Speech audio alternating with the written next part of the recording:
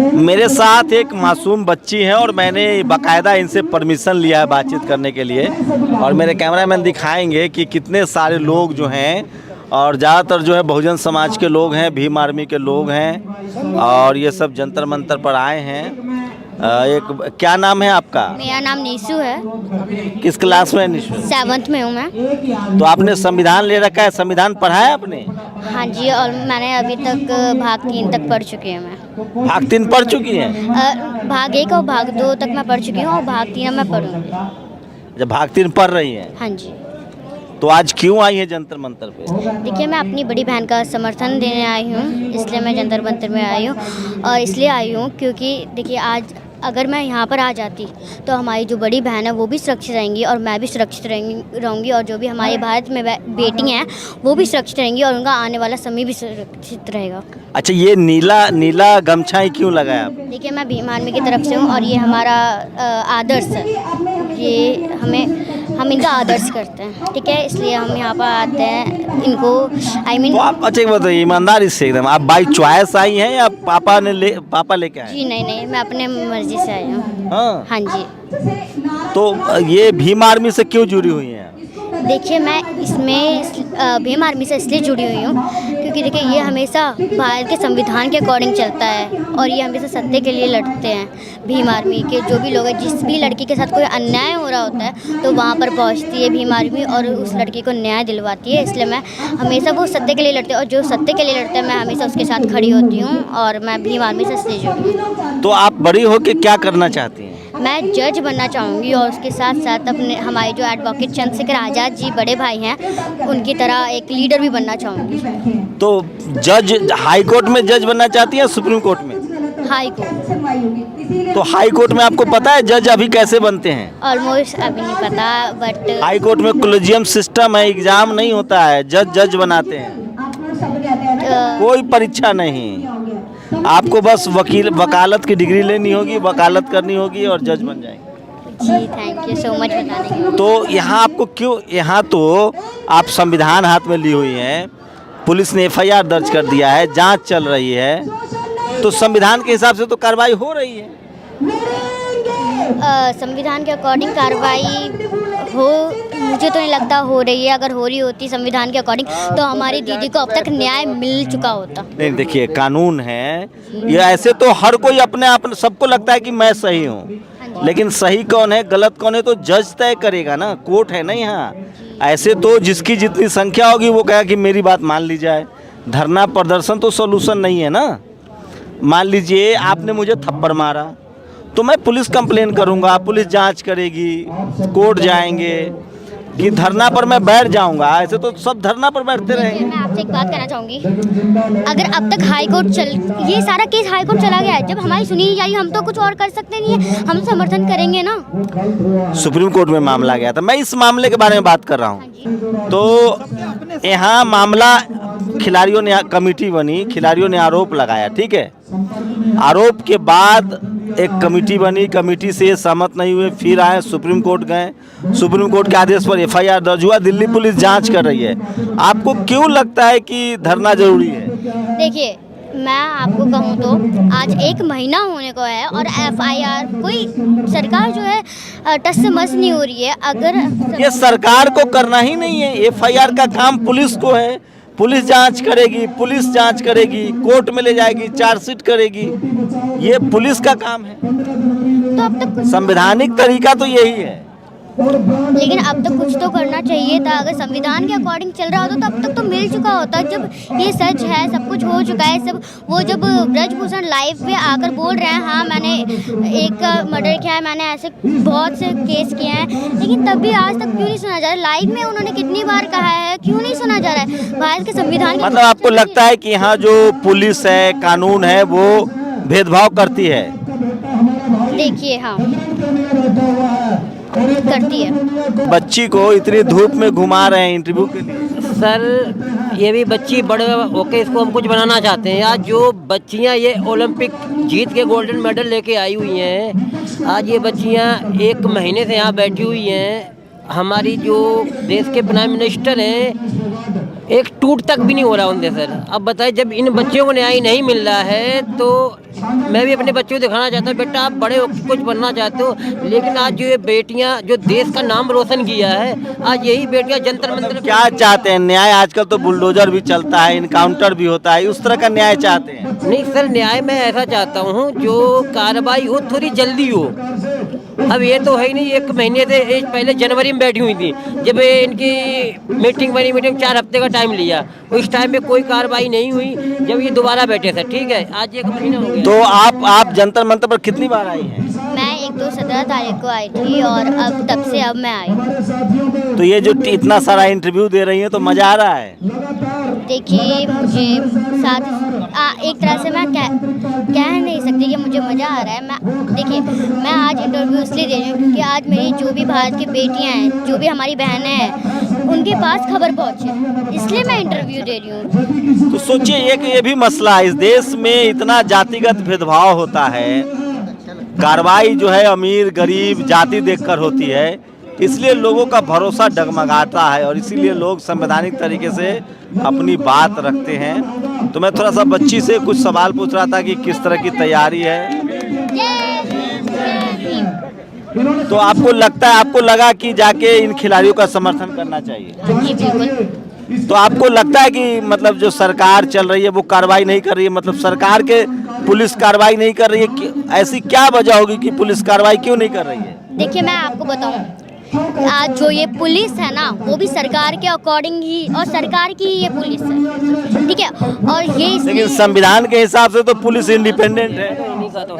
बोलने दो भैया, ऐसे दबा। जी एक बार और रिपीट। संविधान के हिसाब से तो पुलिस इंडिपेंडेंट है। देखिए मैं आपको बताऊं, आज जो पुलिस भी सुन रही है, संविधान के अकॉर्डिंग चल ही नहीं रहा है, तो ये कैसे पॉसिबल है? ये आज जो भी पुलिस है ना, ये सरकार के अकॉर्डिंग चल रही है, जो बीजेपी सरकार है। और जो ये आज आरोपी है ना ब्रजभूषण, वो भी बीजेपी सरकार के सांसद हैं, इसलिए नहीं सुनी जा रही। और वहीं अगर कोई विरोधी पार्टी होती तो अब तक सुन ली जाती। अच्छा, विरोधी होता तो कार्रवाई हो जाती? बिल्कुल, अब तक हो चुकी होती। बीजेपी के हैं वो सांसद है, इसलिए उनको बचाया जा रहा है। बिल्कुल। तो इसका कोई मतलब क्यों ऐसा अनुमान लगा रही हैं आप? अनुमान नहीं, ये सच है। तो आप क्या चाहती है, कैसा न्याय हो, कैसे हो? मैं चाहती हूँ ऐसा न्याय हो कि जल्दी से जल्दी सुनी जाए और ब्रजभूषण को गिरफ्तार किया जाए, क्योंकि हमारी जो हमारी इंटरनेशनल दीदी जिन्होंने भारत का नाम रोशन किया है, उनके साथ ऐसा हो रहा है। मैं नहीं चाहती उनको जल्दी से जल्दी गिरफ्तार किया जाए, क्योंकि हमारी कोई अगली बहन के साथ भी ऐसा हो। तो गिरफ्तारी के बाद भी तो केस चलेगा ना, कोर्ट ही फैसला देगा। मैं आपको बताती हूँ, देखिए भारत के संविधान के अकॉर्डिंग ये चल नहीं रहे। अगर भारतीय संविधान के अकॉर्डिंग चल रहे होते तो अब तक सब कुछ सुना ज़्यादा होता, अब तक इनको गिरफ्तार भी कर लिया होता और इनको जो भी होना था इनके साथ कार्रवाई सुनाई भी जाती। किस क्लास में हैं आप? मैं 7th में हूँ।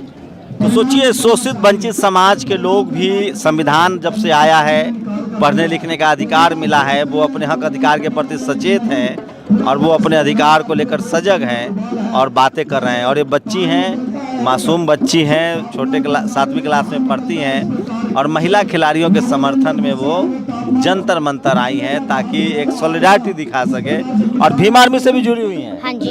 तो चंद्रशेखर भाई क्यों अच्छे लगते हैं? क्योंकि वो हमेशा सत्य के लिए लड़ते हैं और वो हमारे जो महापुरुष हैं, जो भी उनके विचारों के अकॉर्डिंग चलते हैं। लेकिन लोग तो कह रहा है कि वो यूपी में बहन जी को कमज़ोर कर रहे हैं, बीएसपी को कमज़ोर कर रहे हैं। मैं अपनी जो हमारी बहन जी हैं उनके बारे में मैं कुछ बुरा तो नहीं कहना चाहूँगी, लेकिन देखिए जो भी उनके जो पार्टी में सांसद वगैरह हैं, सब वो थोड़ी बड़ी कास्ट के हैं, इसलिए जो भी उनकी जो पार्टी संभाल रहे हैं ना, वो वही संभाल रहे हैं, इसलिए वो पीछे जा रही हैं, उनको कोई वोट नहीं दे पा रहा। उन्होंने कोई भी अपने ये सब कौन सिखाता है घर में? मतलब आपको लग रहा है कि बहन जी मतलब अच्छा काम नहीं कर रही हैं? देखिए बहन जी अच्छा काम कर रही हैं, लेकिन उनकी जो पार्टी है उनको कंट्रोल, तो उनके जो सांसद वगैरह हैं बड़ी कास्ट के हैं, तो वही कंट्रोल कर रहे हैं, इसलिए वो थोड़ा पीछे जा रही हैं। ये किसने बताया? देखिए ये मेरे पापा ने बताया। तो देखिए, ये बीएसपी के लेकर एक धारणा बनती जा रही है कि बहन जी ठीक से चला नहीं रही हैं और तेजी से। अच्छा, चंद्रशेखर रावण से कभी मिली हैं? हाँ जी। क्या कहा उन्होंने? उन्होंने कहा आप कहाँ से आए हो, मतलब मैं गाजियाबाद से हूँ, आपका नाम क्या, कौन सी क्लास में हो और आप किसके साथ आए हो, और बस यही पूछा था। तो राजनीति, लेकिन बहन जी का बहुत सम्मान करती हैं। हाँ जी, मैं सम्मान करती हूँ उनका। हाँ, वो देखिए पुरानी नेता हैं और वो पहली महिला हैं जो वो चीफ मिनिस्टर बनी है। बहुजन समाज की वो पहली नेता हैं जो लीडर बनी है। अभी तो राष्ट्रपति भी बहुजन समाज से हैं, आदिवासी समाज से हैं। हाँ जी, उनके बारे में तो मैं कुछ कहना नहीं चाहूँगी क्योंकि उनके बारे में मेरे को कोई आइडिया नहीं है। तो अभी अंग्रेजी इंग्लिश स्कूल में पढ़ रही हैं, हिंदी स्कूल में पढ़ रही हैं? मैं इंग्लिश मीडियम में पढ़ रही हूँ। हाँ। कोई पोएम सुनाइए। लाइक हिंदी में, इंग्लिश में? इंग्लिश में। देखिए मैं पोयम अच्छा, आपका हाँ कोई से भी सुनाइए। देखिए जॉनी जॉनी ये वाली याद है, मैं ज़्यादा याद नहीं रखती। Johnny Johnny yes papa. जी जी। अच्छा, बाबा साहब के बारे में क्या कहेंगे? देखिए मैं बाबा साहब के बारे में ये कहना चाहूँगी, आज जो मैं यहाँ पर बैठी हूँ, आज जो मैं इतने अच्छे कपड़े पहन के बैठी हूँ, वो मेरे बाबा साहब ने अधिकार दिया है। आज जो मैं इतनी अच्छी तरह से खा रही हूँ, पी रही हूँ, रह रही हूँ और पढ़ रही हूँ, वो मेरे बाबा साहब ने दिया है मुझे। और भारत के संविधान, बाबा साहब ने भारत का संविधान लिखा है और संविधान से हमें हक मिला है। सबको संविधान सबको एक समान मानता है। और कौन कौन महापुरुष आपको अच्छे लगते हैं? देखिए हमारे जो भी बहुजन महापुरुष हैं वो सभी अच्छे हैं और वो हमेशा सत्य। नाम बताइए ना 2-4 लोग। देखिए बुद्ध भगवान जी हो गए, रविदास जी हो गए, कबीरदास जी हो गए और B.R. अम्बेडकर जी हो गए, सावित्रीबाई फुले बाई जी और माँ फातिमा शेख, ऐसे। तो देखिए ये छोटी सी बच्ची हैं, बहुत सारी बातें कर सकते हैं, लेकिन धीरे धीरे इस समाज के बदलाव को समझिए। जिस समाज को सालों तक धर्म के नाम पर पढ़ने लिखने नहीं दिया गया, स्कूल कॉलेज नहीं जाने दिया गया, शुद्ध अछूत बना के रखा गया, मनुस्मृति में जिनके लिए इतनी सारी बातें लिखी थी, संविधान की ताकत देखिए कि वो अब लोग सड़कों पर आ रहे हैं, तेज़ी से बदल रहे हैं। लेकिन आज भी शोषण, जो जातिगत भेदभाव है, वो आज भी इन्हीं के हिस्से में है। लेकिन ये समाज तेज़ी से बदल भी रहा है, लड़ भी रहा है और इसकी वजह है डॉक्टर अंबेडकर का संविधान जो इनको कॉन्स्टिट्यूशनल राइट्स देता है। अभी एक फिल्म दहाड़ या कुछ ऐसे फिल्म आ रही है, फिल्म नहीं है शायद, वो OTP पर कोई सीरीज है, तो उसमें एक जाति सूचक फिल्मांकन किया गया है कि जो एक्ट्रेस हैं वो इंस्पेक्टर हैं। तो वो जो आरोपी है उस कहता है कि हम इस घर, हमारा पुश्तैनी घर है, इसमें हम आपको जाने नहीं देंगे क्योंकि आपकी जाति की वजह से। तो वो कहती है, शत्रुघ्न सिन्हा की बेटी जो है सोनाक्षी, उन्होंने उसमें एक्टिंग किया। वो कहती हैं कि ये थारा राज नहीं है, न थारे पुरखों का राज है, ये संविधान का राज है, कायदे कानून का राज है और ये हमें अधिकार देता है। तो धीरे धीरे ही सही, लोकतंत्र है, संविधान है, थोड़ी देर लगेगी, महीन पीसती है लेकिन पीस जरूर रही है।